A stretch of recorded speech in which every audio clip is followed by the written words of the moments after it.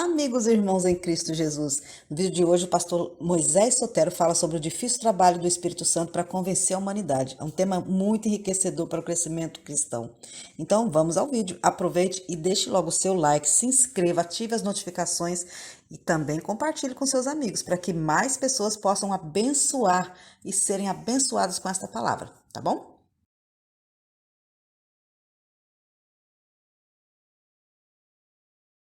Tá? Então, hoje nós vamos falar sobre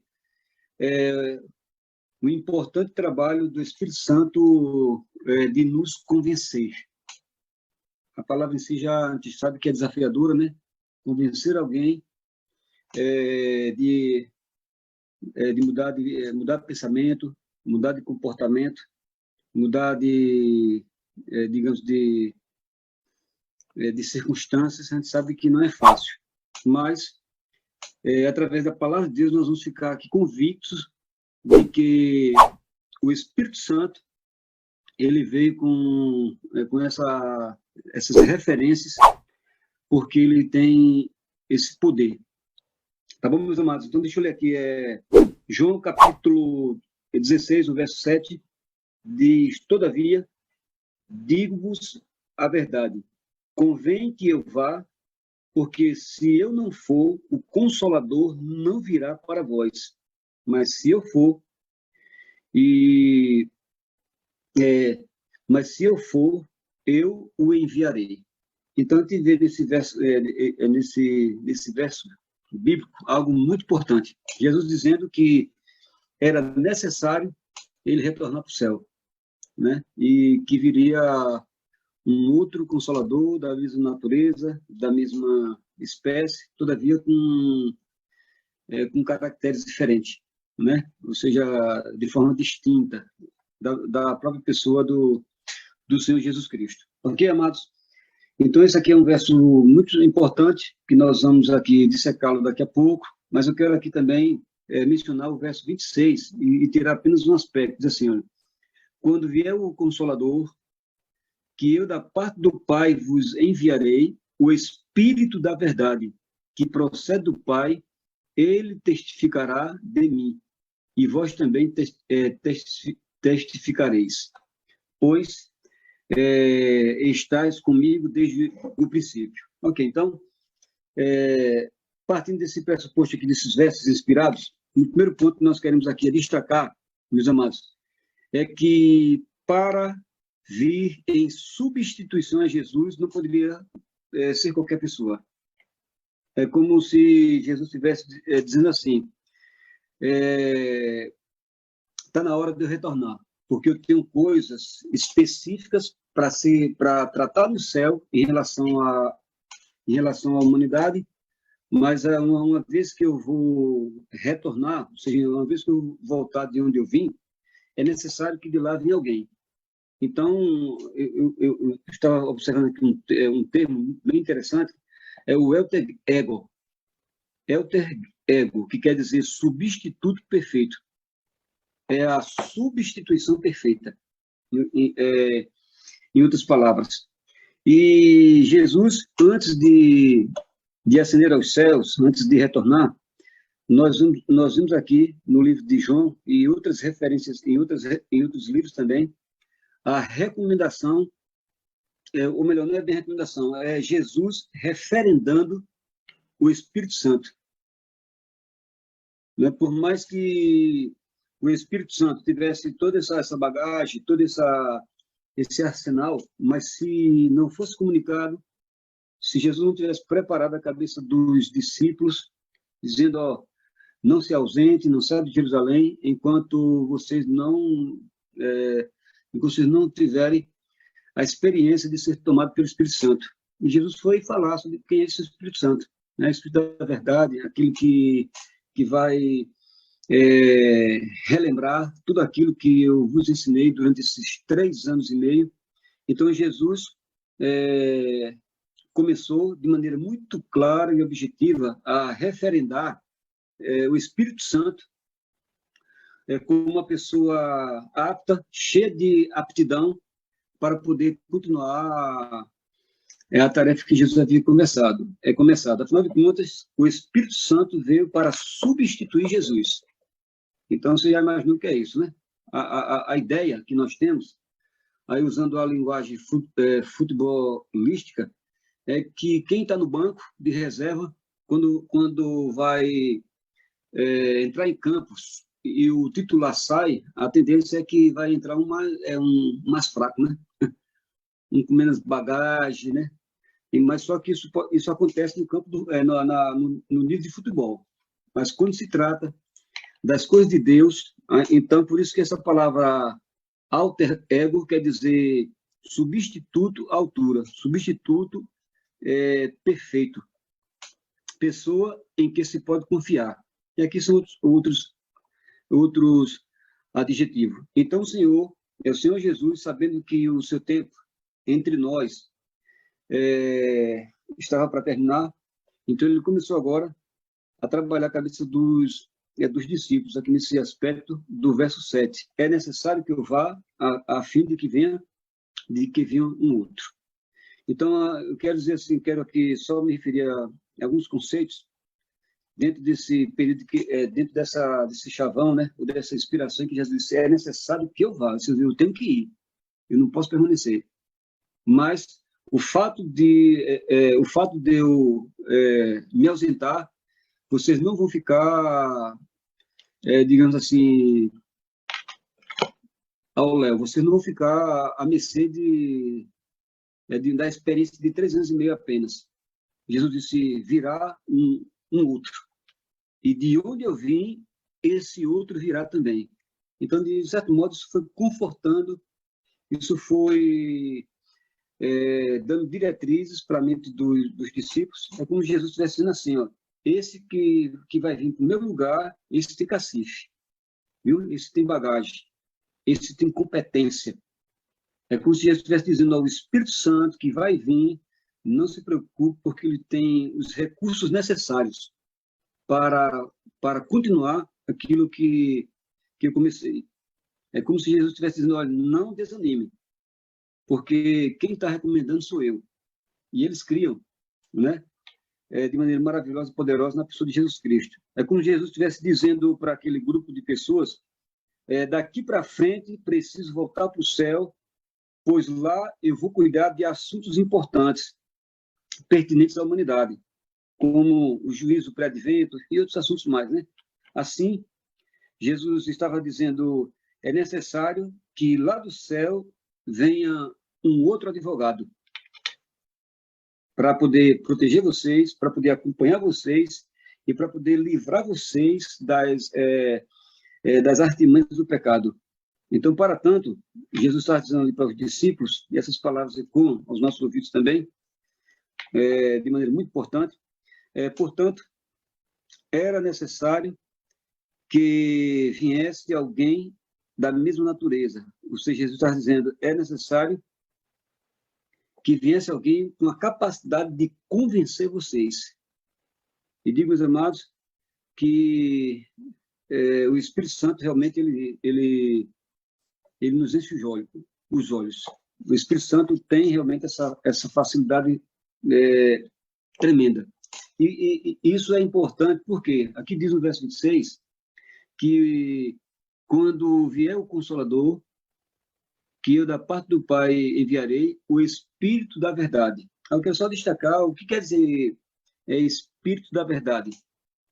Isso, na realidade, é uma forma de condicionar a pessoa do Espírito Santo, no bom sentido, né?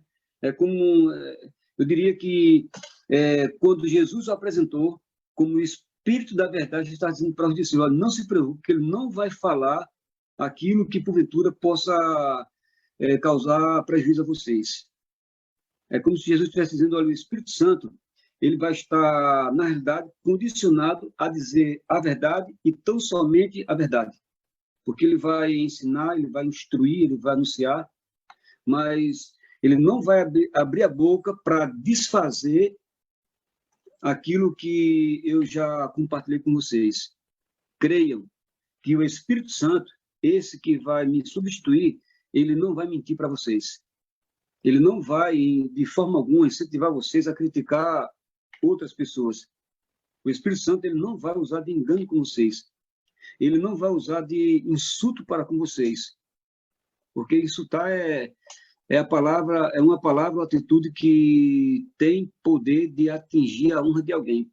Então, Jesus está dizendo, fiquem tranquilos, porque com as mesmas prerrogativas que eu vim, esse ser, né, esse advogado, esse consolador, está vindo também para fortalecer todos vocês. Então, na realidade, meus amados, o divino ajudador, né, o Espírito Santo, ele estava sendo encaminhado, estava vindo para como encarregado de um ministério perpétuo entre nós e nós, com a finalidade de transformar a natureza dos homens à imagem de Cristo Jesus, a igreja, a imagem moral e a imagem metafísica, né? Então, ele assumiu o lugar de Cristo na tarefa de instruir, ensinar, como também de conduzir a verdade, ou seja, as verdades ainda muito mais profundas. Meus amados, dentro do verso 8, o verso 8, o verso 9, o verso 10 e o verso 11 é onde está, de fato, o grande desafio do Espírito Santo, que é de nos convencer e de nos converter. O Espírito Santo, mediante seu poder de convencer o mundo, haveria de reverter o julgamento errado contra Jesus, a ponto de tê-lo levado à crucifixão. Eu vou ler aqui o verso 8 a 11, e nós vamos tentar dissecá-lo de maneira bem objetiva. Quanto a ele, ou melhor, quando ele vier, convencerá o mundo do pecado, da justiça e do juízo. Do pecado, porque não crê em mim. Da justiça, porque vou para o Pai, e não me vereis mais. Do juízo, porque já o príncipe deste mundo está julgado. Então, nós nos deparamos com três situações bem claras. Observem que ontem nós, em algum momento, mencionamos a questão de sermos simples na exposição, na forma de viver e assim por diante. Então, a gente observa aqui, nesses versos, a simplicidade que Deus usa se valendo da inspiração. Então, aqui ele é muito claro ao mencionar que o Espírito Santo viria com a dura tarefa de convencer o mundo do pecado, da justiça e do juízo. E quando se trata do mundo, está se referindo a esse pecador que vos fala também, a esse pecador que me observa também, que me escuta. Afinal de contas, nós estamos no mundo, né? Embora não pertençamos a ele, né? Depois que tivemos o privilégio de ter todo acesso ao conhecimento através justamente do Espírito Santo. Então, quando nós não conhecemos, nós somos o mundo e aqui vamos perecer. Mas quando nós temos o privilégio de conhecer o Espírito Santo e abrir o coração de forma verdadeira, né? Deixar que o Espírito Santo trabalhe na nossa mente, então as coisas começam a de fato mudar. Ok, eu quero analisar aqui com vocês esses três aspectos importantes, né? São esses três pontos que o Espírito Santo haveria de trabalhar para poder convencer o homem, né? Ele convencerá o mundo do pecado. Em outras palavras, o papel do Espírito Santo é fazer com que fiquemos conscientes quanto à grosseria do pecado, contra a maldade do pecado. Entendeu, amados? Mas que pecado? Na realidade, não existe uma hierarquia, mas dentro desse contexto, existe um pecado, eu quero aqui mencionar com vocês, que no verso 9 diz, né? Do pecado, porque não creram em mim. Mas como é que é isso? Eu não estou entendendo bem, alguém poderia dizer assim, né? Quer dizer que, claro que isso é pecado, não crer em Jesus é pecado. Mas o que está aqui em pauta, na realidade, meus amados, é o pecado da rejeição. Que isso aí pode ser aplicado em relação a Cristo, pode ser aplicado a pessoas, pode ser aplicado em outras esferas. Então, o que de fato está aqui em pauta, no verso 9, diz que o Espírito Santo veio para nos convencer, eu acrescento, para nos converter do pecado. E a Bíblia é muito enfática quando diz do pecado, porque não creram em Jesus. Então, aqui, dentro dessa hierarquia, né, de pecadinho e pecadão, o que de fato está sendo aqui destacado, principalmente, é o pecado da rejeição. É o pecado porque não creram. É o pecado da incredulidade. Porque a Bíblia diz que faz referência, porquanto a luz veio ao mundo, mas os homens rejeitaram a luz. Disso, na realidade, segue a desobediência, ou seja, quando a gente rejeita a Cristo, quando a gente se torna incrédulo, isso abre uma janela, abre uma porta, né, para que outras coisas, né, aconteçam na nossa vida. Ou seja, quando há uma descrença, quando há rejeição, segue-se a desobediência. E dentro desse contexto, pode surgir também o desafeto, a rebeldia, né, que desenvolve muitos outros pecados, entendeu, amados? Então, o Espírito Santo veio para conscientizar o ser humano de que não vale a pena permanecer nessa triste condição, ou seja, indiferente, pois isso resultará em morte, né? Então, aqui, o fato de não terem crido em Jesus foi cometido um ato de injustiça, ou seja, a incredulidade, a rejeição, na realidade, gerou a rebeldia. E a rebeldia ocasionou a morte do Filho de Deus. Dá para entender, dá, meus amados? Então, veja como o raciocínio é lógico e fácil de ser entendido. O Espírito Santo veio com essas três propostas. A primeira, nos convencer do nosso pecado, no contexto geral, né, e no contexto também individual, porque ele veio para nos conscientizar, a fim de que deixemos de ser praticantes do pecado, né? Isso é fundamental. O Espírito Santo veio com o objetivo de restringir a nossa ação em relação ao pecado. Isso está registrado em Gálatas, capítulo 5, verso 17. É um texto que se harmoniza muito bem com o dito da orientação que nós estamos aqui compartilhando. Diz que, deixa eu ler que é melhor, vou ler aqui de forma bem rápida. Se vocês puderem entender, acompanhar a leitura, aí no livro de Gálatas, capítulo 5.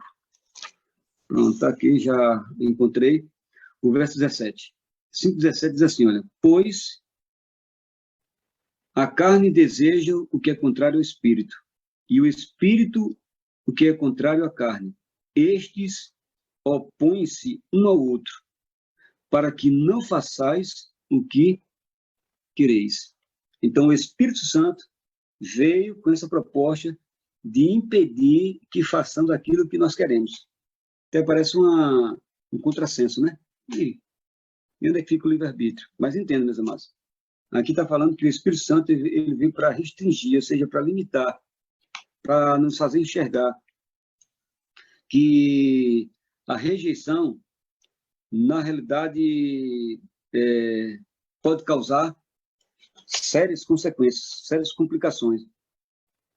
Porque a rejeição da verdade resulta em violência, caos, viu? Sem o Espírito Santo, o mundo vai de mal a pior. Sem o Espírito Santo, a maldade se intensifica. Sem o Espírito Santo, o amor diminui. Passamos a olhar com muita dificuldade. Então, essa primeira esfera, esse primeiro ponto, né, em que o Espírito Santo veio com essa missão de convencer o mundo do pecado, de forma particular, de forma pessoal, o Espírito Santo veio para nos conscientizar, tá?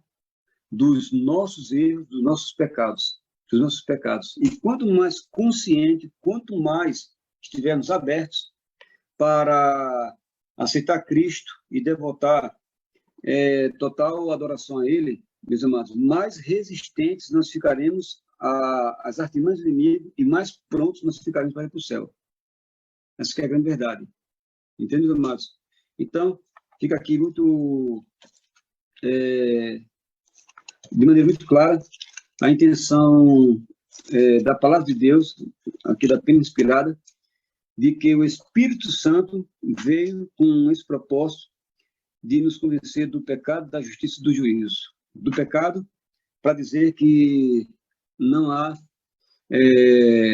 vantagem em endurecer o coração em relação a Cristo. Tá bom? E outro ponto, outro aspecto muito importante, o Espírito Santo veio para nos convencer, o Espírito Santo veio para convencer o mundo da justiça. Aí eu quero me basear no livro de Isaías, capítulo 66, né, com a leitura. Isaías, capítulo 66, o verso 6. Vejam que explicação fácil para nós entendermos que a nossa justiça realmente não tem cabimento. Isaías, capítulo 66, o verso 6. Deixa eu ver se eu coloquei o texto correto mesmo, viu? Ou melhor, 64. Isaías 64, o verso 6. Escutem só. Todos nós somos como o imundo. E todos nós, ou melhor, todos os nossos atos de justiça, como trapo de imundícia. Então, esse texto está dizendo aqui, meus amados, está aqui designando, está definindo o que é a nossa justiça. Tá certo? Então, a nossa justiça é comparado às pessoas que tinham lepra. Que o pecado faz, né? Espiritualmente falando, aqueles que vivem no mundo do pecado de forma deliberada, essas pessoas como se estivessem com a lepra espiritual. Que as pessoas que tinham essa enfermidade tinham que gritar: imundo, imundo, imundo, para que as pessoas, à medida que eles caminhassem, as pessoas se afastassem. Isso contemplava das pessoas mais simples às pessoas mais ricas. Todas teriam que ser separadas devido a o grau, né, de contaminação da lepra. E aqui diz também que os nossos atos de justiça é como trapo de imundícia. Né? Lá no passado, as mulheres, quando estavam menstruadas, usavam panos. E era aquele pano que a mulher ia usar pela última vez. Que não ia mais lavar, que não ia reutilizar, e o pano já estava precisando de ser substituído. Então, simplesmente, a mulher usava e jogava fora. Aí a Bíblia diz que a nossa justiça é comparada a esse trapo de imundícia. Você já imaginou o que é isso? Então, na realidade, voltando aqui ao texto de João, aqui no capítulo 6, no capítulo 16, né? Esse texto aqui ele é muito significativo, porque, na realidade, o Espírito Santo veio com essa segunda proposta de nos convencer de que não há futuro em a gente levar a vida aplicando a nossa justiça. Porque, em algum momento, nós vamos cometer um erro, uma falha. E foi justamente o que fizeram, porque Jesus merecia ser morto. Qual foi o mal que Jesus fez? Entende? Mas as pessoas tomadas pelo espírito maligno, né, e sem o senso de justiça verdadeiro, simplesmente as pessoas, por influência, gritavam: crucificam. Né? E nós temos que ter um cuidado muito especial, porque corremos o risco de hoje estar de novo, sem esse senso de justiça, praticando, matando Jesus de novo. Aí está aqui no livro de Hebreus, no capítulo 6, o verso o verso 6, diz assim, olha. Aliás, vou ler do verso 4. Escute só que coisa importante. É impossível que de si mesmo,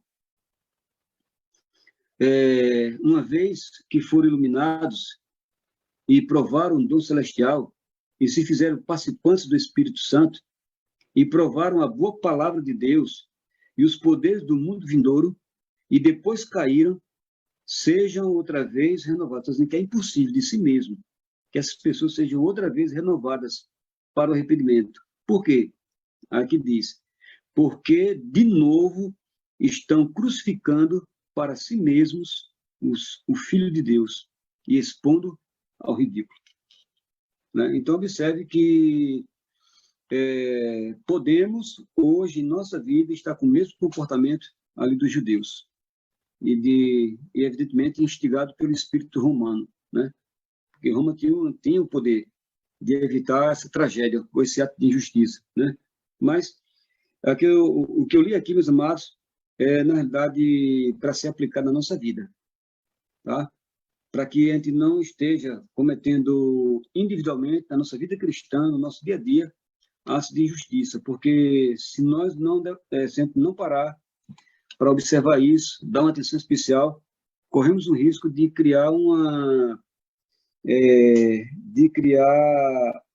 de cauterizar a alma, a mente e o coração. Então, o Espírito Santo ele veio para nos convencer, como participantes do mundo, da justiça. Ou seja, o Espírito Santo veio para nos convencer a aceitar a justiça de Cristo. Sem a justiça de Cristo, a injustiça reina. Sem a justiça de Cristo, injustiças são praticadas. Aceitar a justiça de Cristo é ser justificado, ser justificado pela aceitação da morte de Cristo no Calvário como Filho de Deus e Salvador. Entende, meus amados? Então, o Espírito Santo, ele veio também com essa proposta. Então, o primeiro aspecto aí, ele veio para nos convencer de que não vale a pena levar uma vida, digamos assim, de ignorância. O Espírito Santo veio para dizer que, olha, não vale a pena viver incrédulo, porque se nós nos deparamos com a palavra de Deus e sabemos que se nós sabemos o que é errado e praticamos, é como se nós não estivéssemos ainda com a consciência, com a mente consciente eu diria assim, da gravidade do pecado. Se nós praticamos atos de injustiça, então nós precisamos observar que está na hora de reverter o quadro, porque a nossa justiça é comparado a coisas imundas. E, por fim, o Espírito Santo, aqui no verso 10, diz que o Espírito Santo veio nos convencer da justiça, porque vou para o Pai e não me vereis mais, do juízo, porque já o príncipe deste mundo já está julgado. Em outras palavras, se tem um povo consciente acerca do juízo, é o povo adventista. Né? Então, nós sabemos que Jesus, aqui como diz no verso 7, é necessário que eu vá, a fim de que venha outro Consolador. Então, Jesus sabia que estava chegando a hora de aprontar no céu o juízo pré-advento. Né? Então, nós temos assim, não só uma noção, mas nós somos assim, um conhecimento profundo de todo esse aparato que trata das três fases do juízo. Né? O juízo pré-advento, o juízo judicativo e o juízo executivo. Então, nós sabemos de todas essas fases em detalhes. Agora, temos que ter assim, essa conscientização para estar em harmonia com o que a gente faz, né? Não só com o que a gente pensa, porque a nossa vida vai determinar se nós somos realmente crentes. Crente é aquele que crê em Jesus, né? Ou se somos feitos fariseus, incrédulos, né? Do pecado, porque não creram em mim. Então, o nosso estilo de vida é que vai, de fato, mensurar essa questão, tá, meus amados? Então, em relação a esse último item, né, que o Espírito Santo veio para nos convencer do juízo, na realidade, ele veio para nos advertir de que tudo que nós fazemos ou deixamos de fazer está sendo registrado. Isso não é para nos assustar, é pelo contrário, né? Evidentemente que quando alguém está diante do tribunal, né, ou diante de uma situação, a pessoa não deve construir provas contra si mesma. A pessoa só vai, assim, em relação à questão de justiça, a pessoa pode pagar um preço com muito mais facilidade. Mas na vida espiritual também não é diferente. Nós não devemos construir provas contra nós mesmos. Em que aspecto? Dizer que é crente e não vive como crente. Diz que é crente e não fala como crente. Diz que é crente e não pensa como crente. Diz que é crente e não trabalha como crente. Diz que é crente e não tem espírito missionário como crente. Entendeu, amados? Então, tudo que fizermos está sendo registrado.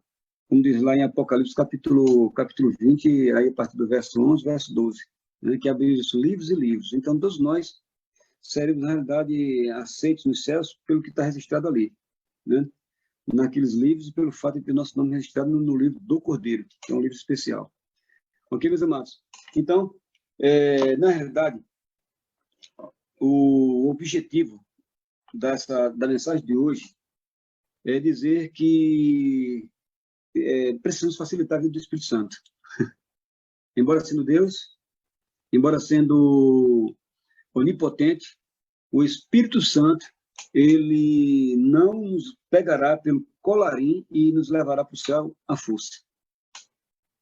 Então, o meu apelo aqui nesta manhã, né, nós possamos facilitar, nós possamos compreender, né, a gravidade do pecado, né, que nós possamos compreender a gravidade de atos de injustiça, compreender também todo esse aparato que envolve o juízo, pré-advento, ou tudo aquilo que está sendo conduzido para o juízo final, o juízo futuro, a fim de que nós possamos realmente ter esses três elementos como, eu diria assim, como provas contundentes de que, de fato, nós estamos indo para os céus. Ao aceitar Cristo como nosso Senhor e Salvador, ao aceitar a pessoa do Espírito Santo como aquele que está permanentemente interagindo, a fim de que nossos conceitos possam mudar, consequentemente nossas escolhas, nós possamos, na realidade, respaldar a nossa justiça pela justiça de Cristo, tão somente, deixar que a dele prevaleça, para que a gente não cometa nenhum ato de injustiça, achando que está cometendo justiça, né? E, por fim, não ter nenhum receio, nenhum medo quanto ao juízo vindouro, né? E que venha na realidade. Então, eu queria só aqui fazer um apelo, perguntar aqui para os queridos aí da sala Madrugada com Deus. Esse é um assunto que é muito dissecado, vai ser muito compartilhado. É um assunto que nós conhecemos bem. E isso pode, de certo modo, não ser bom para a gente. Eu vou aqui só explicar um fato. Houve uma época em que a Arca da Aliança, que foi dada todas as instruções para que ela fosse tratada realmente como um utensílio de Deus. Aliás, a arca era um ambiente onde o próprio Deus se manifestava através do Shekinah, né? Então, o sumo sacerdote se deparava com a própria presença de Deus. Mas houve uma época, devido à desobediência, né, devido ao afastamento, a arca foi parar em mãos de inimigos. Mas, pela providência de Deus, né, o povo tinha se resignado, o povo tinha despertado e disse, olha, eu vou dar a oportunidade de que a arca venha para vocês. E houve um período em que a arca ficou na casa do sumo sacerdote. De maneira, meus amados, que a presença da arca se tornou tão próxima, tão íntima tão íntima dos sacerdotes que eles já não mais têm o mesmo senso de respeito e de adoração pela arca, entende? É feito uma pessoa que a gente conhece, a gente vê uma pessoa distinta, né? Uma pessoa assim, digamos assim, de um perfil diferenciado, e a gente tem o maior respeito, a gente mede até as palavras quando vai falar com uma pessoa assim. Aí, mas quanto mais o tempo passa, ele vai se aproximando, vai se tornando amigo, e daqui a pouco a gente está tratando essa pessoa até com um certo grau de desrespeito, a ponto de dizer, rapaz, ó, esse tipo de brincadeira eu não gosto. Ó, não faz assim não, que eu não gosto. Então, nós temos que ter um cuidado especial, porque quanto mais conhece a palavra de Deus, ou a gente vai se tornar santo demais, ou a gente vai se tornar indiferente demais. Dá para entender, né, meus amados? Esse conhecimento aqui nós temos. Talvez eu tenha falado muito pouco, algo do que você já não sabia, ou do que você já sabia, melhor dizendo, né? Mas eu quero só aqui dizer que facilitemos a atuação do Espírito Santo, entende? Então, que nós possamos realmente crer que esse ser maravilhoso, o nosso Criador, o nosso mantenedor, o nosso Redentor, Jesus Cristo, ele veio para realmente dizer, ó, eu já fui na frente, está na hora de eu vir buscar vocês. Permaneçam leais, permaneçam fiéis. Não está na hora de dizer assim, Senhor Deus, me ajuda, porque eu tenho a consciência e agora eu quero colocar em prática a minha forma de aplicar a justiça. E que nós possamos, ao nos deparar com essa quadro profético que nós vimos hoje, estamos bem pertinho de ver Jesus voltar, em outras palavras, os livros se abrirão, mas que nós não tenhamos nenhum receio, né? E que muito em breve nós possamos estar juntos, assim, nas nuvens dos céus, para ter esse encontro com Jesus Cristo. Eu quero aqui só perguntar para os que estão aqui na sala, você gostaria de se tornar mais próximo do Espírito Santo? Você gostaria de ouvir mais a sua voz? Você queria dizer, Senhor Deus, ó, Espírito Santo, me ajude. Falta bem pouquinho para me convencer por completo dentro desses 3 assuntos. Então, eu quero orar por você, para que o Espírito Santo possa realmente ter total liberdade e que ele se sinta bem em poder comunicar e a gente responder à altura. Vamos orar, então? Pai Celestial, nosso Deus, obrigado mais uma vez por essa porção da tua palavra. Obrigado, Pai Celestial, porque Jesus veio e habitou aqui entre nós por 33 anos e meio. E olhando para o relógio profético, ele disse que está na hora de eu voltar para o céu. E agora chegou a vez de vir a outra parte da divindade, no Espírito Santo, fazer a obra dele. E nós sabemos, Pai Celestial, que também está muito próximo do Espírito Santo retornar para os céus. Isso acontecerá por ocasião da breve volta de Jesus. Mas está, ó Deus, está registrado que nesta volta para o céu o Espírito Santo não irá sozinho. Ele levará consigo milhares e milhares, bilhões de pessoas. Todas aquelas pessoas que creram em suas palavras. Todas as pessoas que se dispuseram a obedecer. Aquelas pessoas que criaram a consciência de que, embora estejam no mundo, ao mundo não pertence. E aqui estamos, Pai Celestial, mais uma vez, diante de um apelo. Apelo se chama oportunidade. E aqui estamos, ó Deus, abraçando essa oportunidade. Nos ajuda, por favor. Aqui tenhamos um coração sensível, um coração sensível ao toque do Espírito Santo. Ajuda-nos, ó Deus, por favor, não há nenhuma razão para que a gente endureça o nosso entendimento.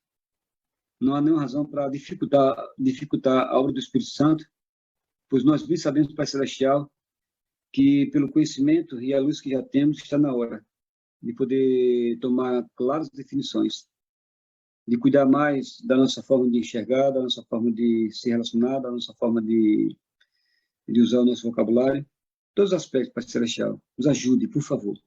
Nos ajude a permanecer firmes Dizer a tua graça, a tua paz e a tua bênção, no nome de Jesus, nós te rogamos, com um coração cheio de alegria, agora e para sempre. Amém. Amém.